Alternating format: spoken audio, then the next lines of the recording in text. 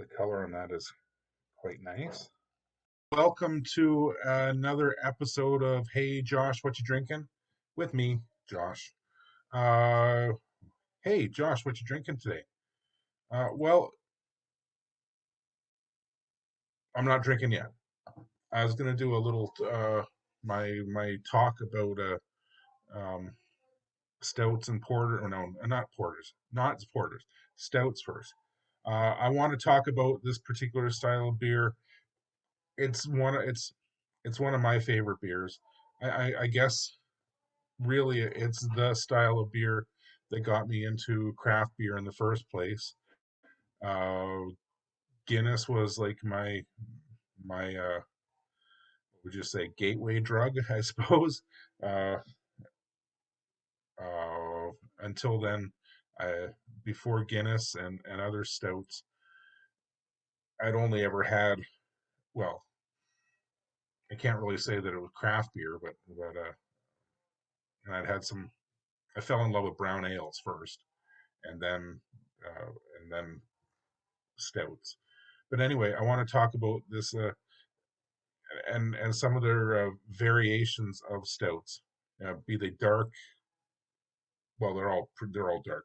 There's various uh, variations in how dark and malty and sweet. Who's there? Is Doggo? Doggo's going to come join us. Uh, this is the variations from big boozy imperial stouts, sweet and creamy milk stouts, oatmeal stouts, good crisp and dry. Hey, Doggo. Uh, you know, Irish style stouts, uh, typified by Guinness. Yeah, which is the type of stout that most people could tell you for sure, and that really typifies the style of the Irish stout.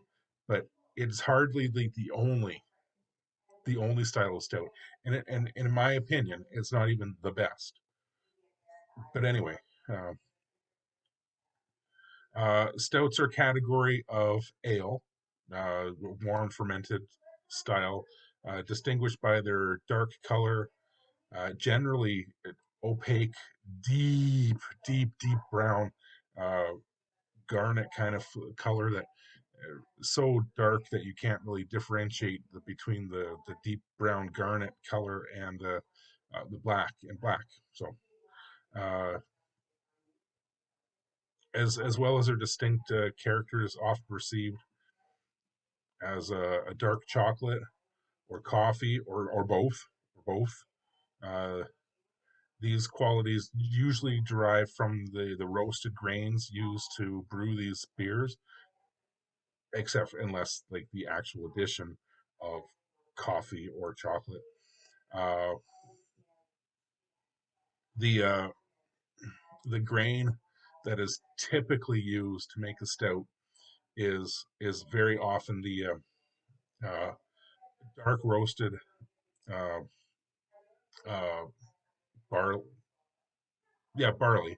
Uh, but when it's roasted, or pardon me, unmalted roasted barley, unmalted roasted barley, and so when you roast it that deep and it turns black, like coffee, it's pretty much at that point unfermentable. Unfermentable. Well, if it's not malted, it's not going to ferment anyway. There's no sugar in it.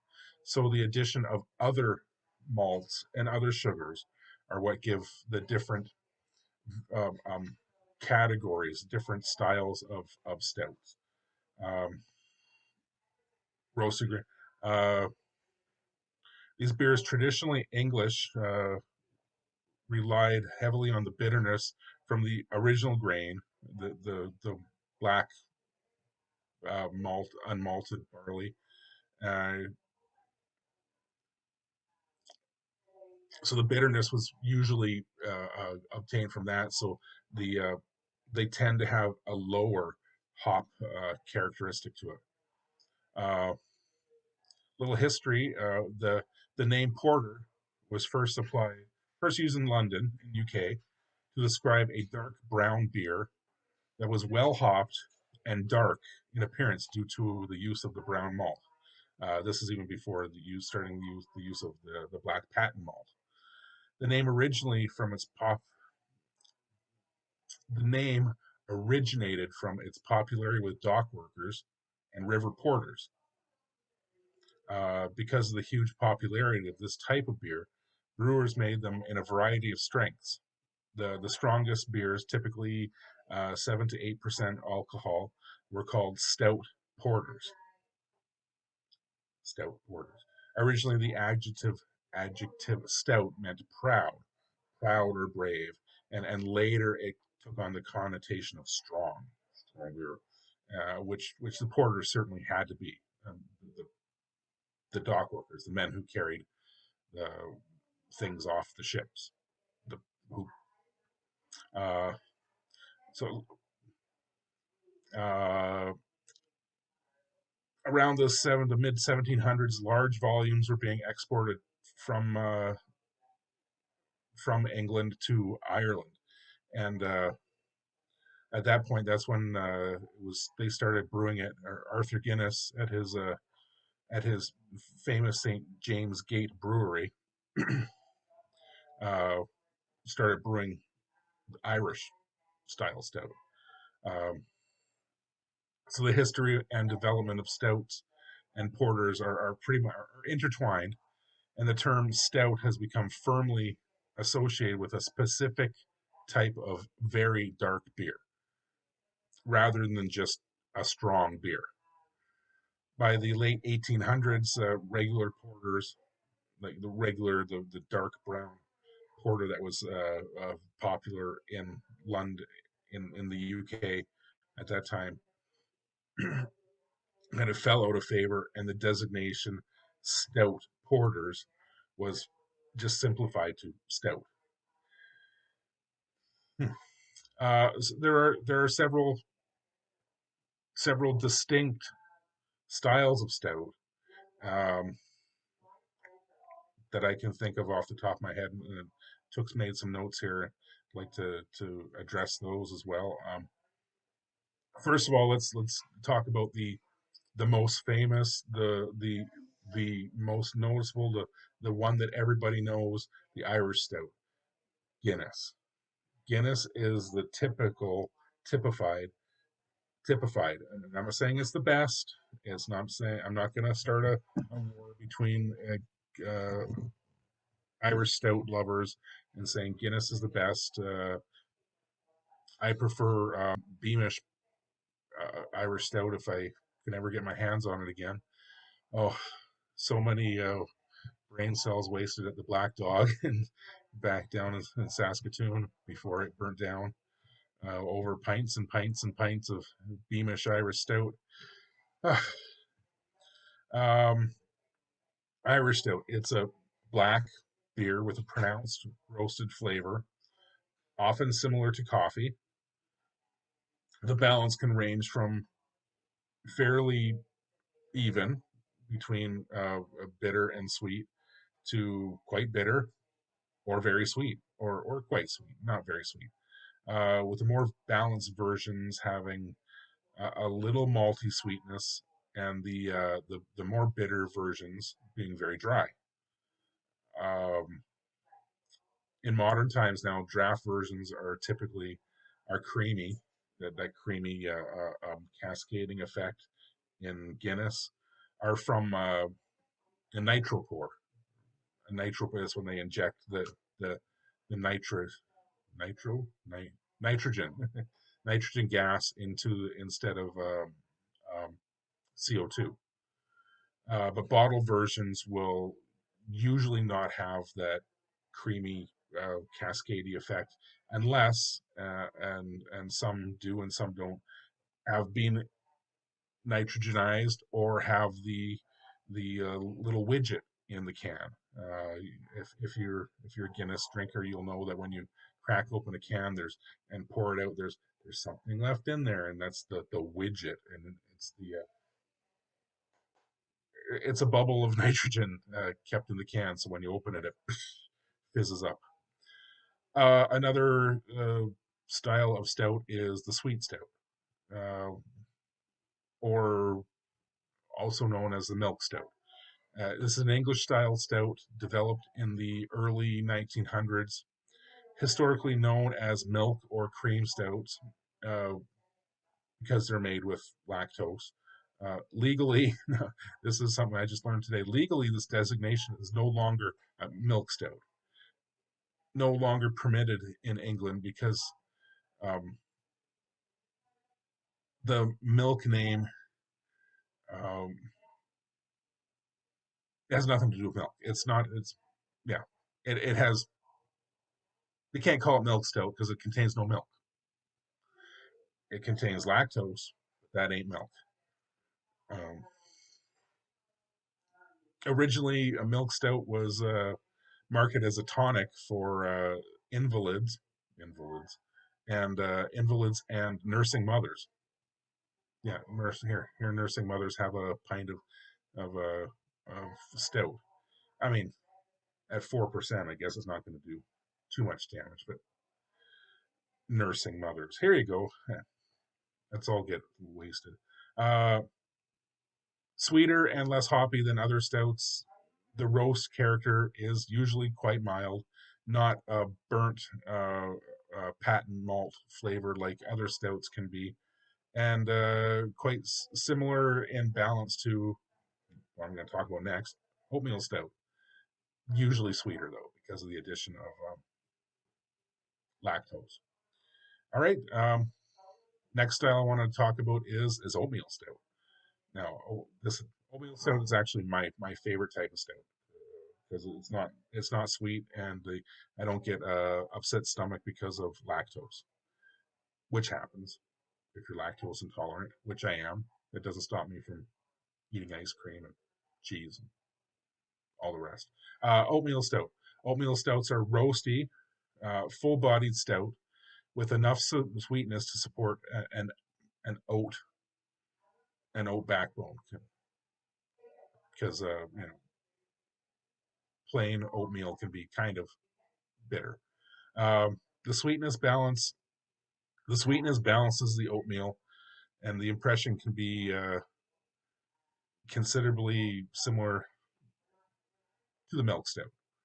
Um,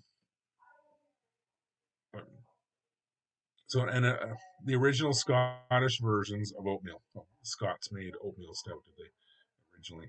Um, was the addition of the oats to the malt, a lot of oats to the malt, which gives it a nice a velvety kind of mouthfeel. Um, Other less scrupulous brewers would maybe throw in a little handful, and so they could legally produce a so-called healthy, because of the oatmeal, healthy oatmeal stout, and that was strictly for marketing purposes. A real oatmeal stout will have a significant amount of oats in in the brew. All right, another type of stout is the tropical stout, or also known as an export stout, but uh, not really relevant today because it's brewed everywhere. So, a very dark, sweet, fruity, moderately strong, so stronger than definitely stronger than a Irish stout, with a smooth, roasty flavor, but no burnt harshness. These are surprisingly refreshing in the hot climates. I can attest to that. When my trip to Africa, Guinness is everywhere, and it is consumed everywhere. It is, yeah, it's and it's great. It's usually not even served cold. Yeah, very fresh. The sweetness levels can vary. Tropical implies that the beer originated in and is popular in the tropics, not that it has characteristics of fruit and tropical fruit and hops. Uh, and we move along to American stout, which a fairly strong, highly roasted, usually fairly bitter, hoppy dark stout. The body and the flavors of an American stout can vary from brewer to brewer. This is a modern craft beer style uh, applied to the more aggressive American hopping regimes. So later stage addition of hops to give it a more, or pardon me, an earlier stage addition of hops to give it a bitterness, but also the later stage addition to give it the hoppy aroma, which is not very typical in European style stouts for sure. Um, uh, Sometimes known as a West Coast stout. I haven't heard that term applied to any stouts in a very long time. Okay, and here the next style I want to mention is the Russian Imperial Stout or Imperial Stout. You'll see this a lot lately, and that it's a very broad based term now, but it now applies to any stout, well, any kind of beer. Imperial is a stronger alcohol flavor percentage.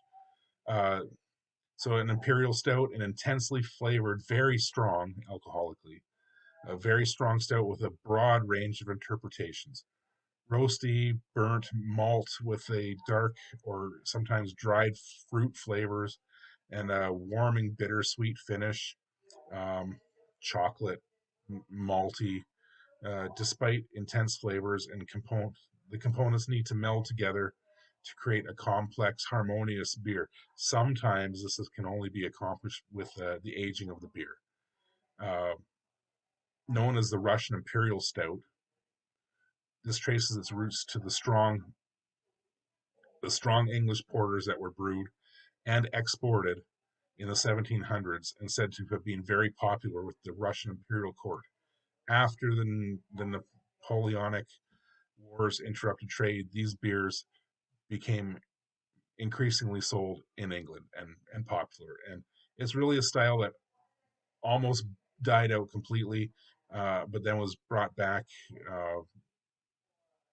The craft beer boom, and it's a now imperial is pretty much uh, a term given to anything that is very strong in alcohol or flavors, usually alcohol and flavors.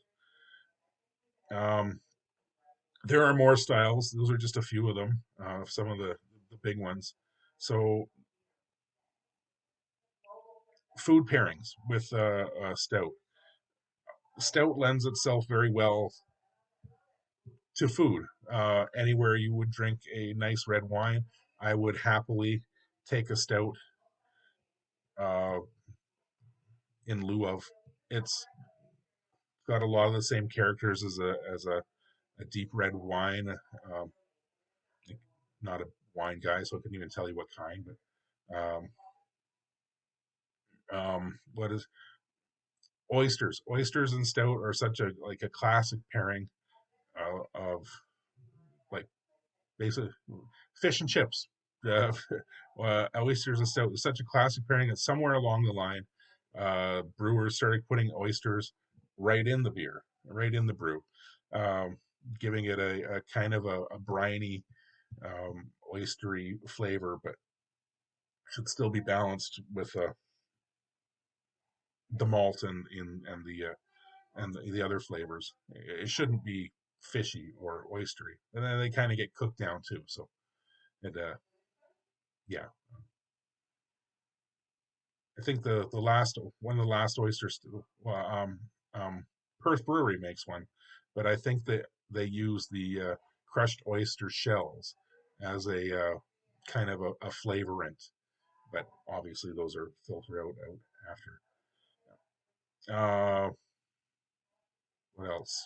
Food, oyster stout, well, oyster stouts, yeah.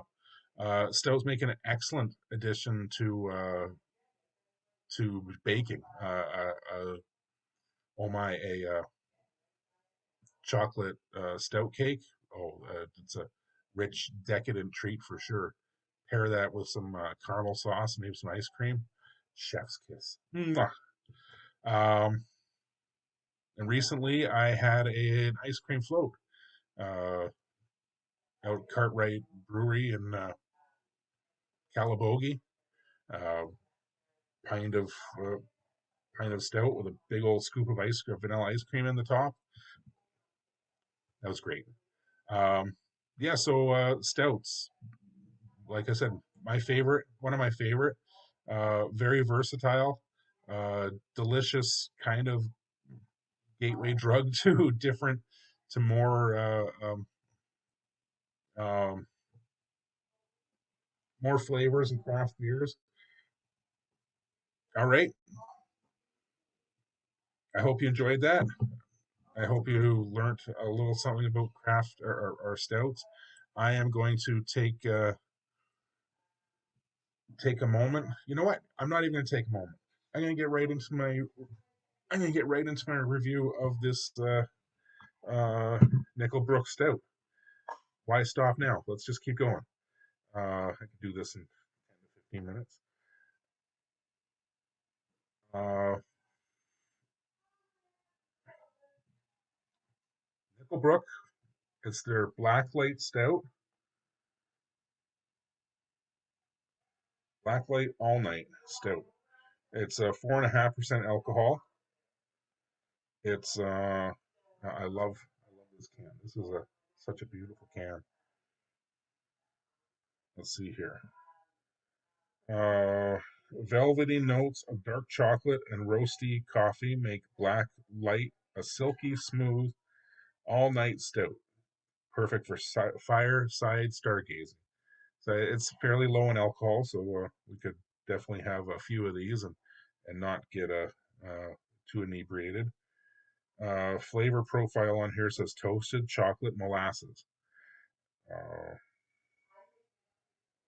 I wonder if they actually have. Oh no, look there. Here's the brewer's elements. Here's the malts on here. Pilsner malt. So there's chocolate in here. Dark chocolate, chocolate, roasted barley, and oh, okay, hold on. That chocolate could be the malts. I'm not going to go and say there's chocolate in this. It could be just the malt. Anyway, yeah, malt, crystal malt, flake oats. Okay, it's got flaked oats. So this is an oatmeal stout. Good. I love oatmeal stouts. There's three kinds of hops in here. It's got a California ale yeast.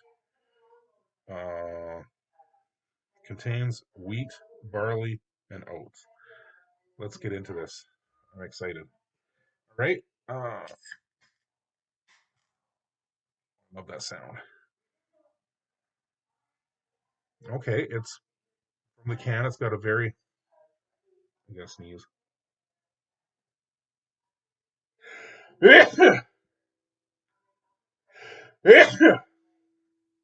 Pardon me. Okay, so as I was about to say, it's got a very low hop aroma, but it's got a nice roasty, toasty. I can sneeze again.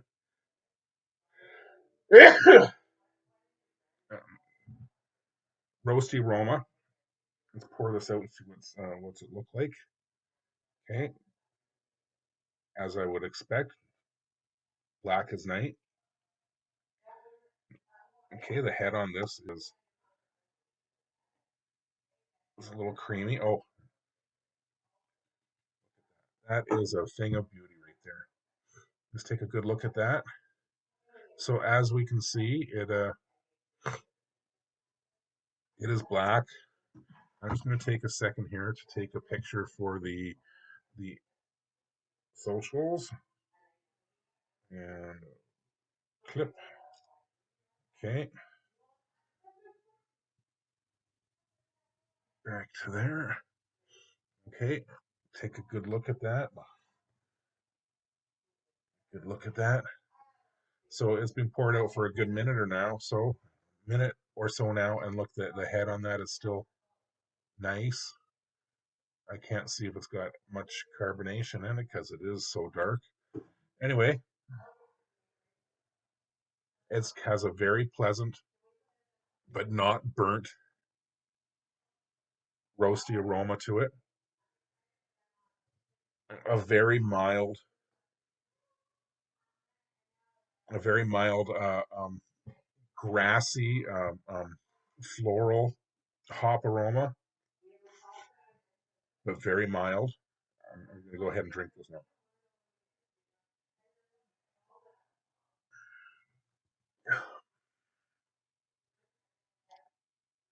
Okay, this is a very Jen's yelling at it. This is a very mild tasting stout. I wouldn't even if I was doing a blind taste test on this. I wouldn't. I'm not sure I would guess it was a stout. Like, if I was blindfolded and given this and drinking this, I'm not sure if I would guess it was a stout. It's nice, um, but I think it's too it's too mild. This is almost what I would think. Well, from the color, I would guess as a like a Schwartz beer, a a black um, a black lager, or maybe a porter. No, no, it would still be too late for a porter. It's good. Again, this is more. I think it's more of meant to be more of a session kind of have a few of these, enjoy over a longer period of time. It's tasty. I like it, but it's missing a lot of the characters that I would really like to find in a stout. It's not very creamy. The mouthfeel is a little thin. It does have a nice dry finish to it. Um, the carbonation levels on it are very low. Um, it's good, but it's I don't think it typifies the the oatmeal stout um, category style. As I think it's still worth a try. If you see this and you're a stout lover like I am, you might be a little disappointed, but it's still worth a try. So I'm going to wrap it up. It's been nearly 30 minutes since I started this today, and I'm going to say goodnight and thanks for watching. Hey Josh, what you drinking on over here on the TikTok live, but on Connect TV on Facebook, YouTube, and Twitch. And I hope you're watching on my YouTube. If you are, please, well, no matter where you are, I would ask you very kindly to do the things down here with the subscribe and the like and the notifications. It helps me build my audience, and it helps if I ever have any plans on monetizing this kind of stuff. Uh, check out the our website. Adventure Seeker Sarah and I have a website called thatbeerthing.ca. We're ramping up ever more with more blog posts, more reviews, more visits to breweries around. Uh, Sarah's always on the go, and no matter where she is, she likes to stop in at a brewery and grab herself usually a flight and do a little review and take some pictures. She's an amazing photographer and beer lover. And as she always says, and I think I'm gonna steal her. This is her tagline. Uh, Beer makes me happy. I hope it makes you happy too. I hope you enjoyed the show today. I'm going to say goodnight. And cheers. Take care, everybody.